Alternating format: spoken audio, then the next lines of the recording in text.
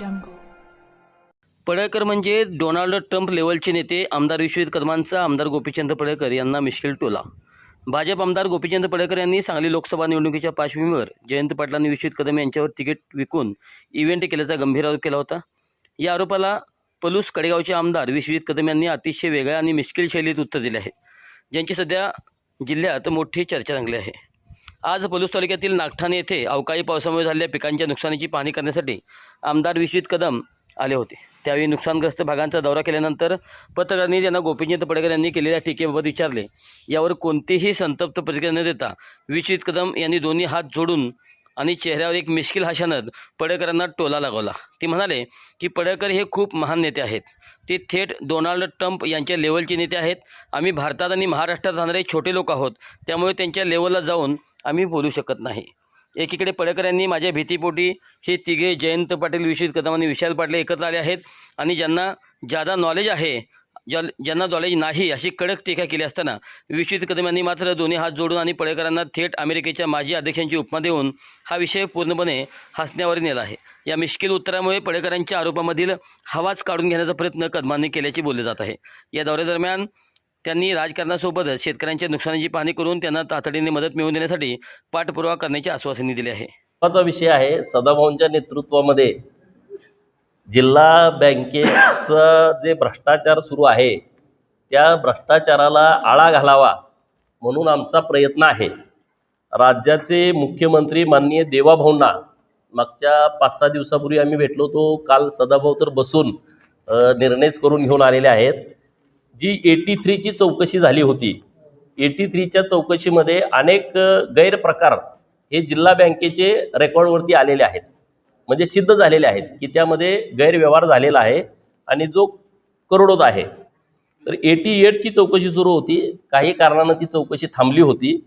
तर आत्ता माननीय मुख्यमंत्री महोदय यांच्या सूचनेनं काल एक आदेश पारित झालेला आहे. डॉक्टर महेश कदम, विभागीय सहनिबंधक सहकारी संस्था कोल्हापूर यांनी आदेश काढलेला आहे. जे बिपिन मोहिते हे चौकशी अधिकारी होते जिल्हा बँकेचे, त्यांच्या ऐवजी निवृत्त न्यायाधीश माननीय ॲडव्होकेट M.R. मखरे यांची नियुक्ती काल केलेली आहे.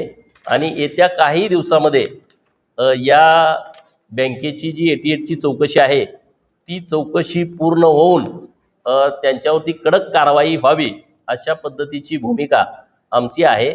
आता ही चौकशी अधिकाऱ्यांची नेमणूक झाली, त्याचं पत्र पण आता आम्ही तुम्हाला देऊ.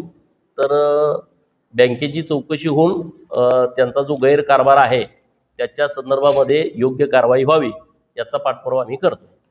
बँकेचे जे काही मोठे नेते आहेत त्या नेत्यांनी सांगितले की जे काही मार्केट कमिटीवर खर्चाचं काढलाय ते संपूर्ण राज्यासाठी आणलेलं आहे, संपूर्ण सगळीकडे आहे. बघू आता, घोडं मैदान लांब नाही. विश्वजितची तर इच्छा आहे का विशाल खासदार व्हावा? विश्वजित, मी कधी बोलत नव्हतो विश्वजितला स्वतःचं इमेज डेव्हलप करायची होती राज्यामध्ये. मी काँग्रेसचा एखादा कार्यकर्ता तिकीट मागतोय त्याच्या मागं कसा खंबीर उभा राहतोय असा तो इव्हेंट होता. तुम्हाला आठवतंय का? बघा, विशालला तिकीट मिळाली पाहिजे. विशाल, त्यांना माहीत होतं जे तिकीट गेम आहे, कारण ते तिकीट तिकडं विकलंय दुसऱ्याला, हे यांना माहीत होतं सगळ्यांना. या दोघांनी ठरवून केलं होतं, विश्वजितनं आणि जयंत पाटलांनी. परंतु विश्वजित आता लीडर आहे आणि त्यांना इमेज डेव्हलप करायची होती की अरे मी कसा उभा राहतोय. पण त्यांच्या हवा त्या दिवशी गेली, हा ऐकायलाच तयार नाही विशाल अपक्ष उभा राहील हे ना विश्वजितला माहीत होतं ना हे जयंत पाटलांना माहीत होतं. विशाल निवडणूक लढवतोय हे कळाल्यानंतर ह्याची हवा गेली. तेव्हा काय ते बरोबर नव्हते. त्यांना तर नाईला झालं की आता शरीरांतर बरोबर राहायचं. त्यामुळं विश्वजितनी फार काय एवढ्या मोठ्यानं बोलण्याची आवश्यकता नाही अजिबात. आणि बघू ना, मैदान काय आता जवळच आहे ना, 2019 काय लांब नाही. आम्ही त्या मैदानात आहेच. नाही, मी काय मदत, मी असले धंदेच करत नाही. आत आणि बाहेर हा काय विषयच आमचा नाही. आमचं जे असेल ते ओपनच आहे.